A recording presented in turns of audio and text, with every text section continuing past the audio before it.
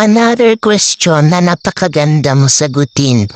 Bloated daw siya, nahihirapan dumighay, gutumin, pero kapag kumain, busog daw agad. Tapos pag lumala, nag-acid reflux, tingin daw niya hindi na normal na acidic. Yes po, hindi na po yan normal na acidic dahil hindi na po yan acidic condition.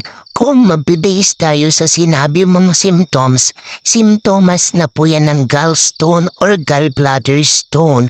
So better magpa-ultrasound na po para maagapan kung sakali man gallstone yan.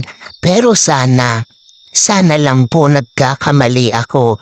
Pero doon niya kasi sa symptoms na sinabi mo ay symptoms po yan ng gallstone.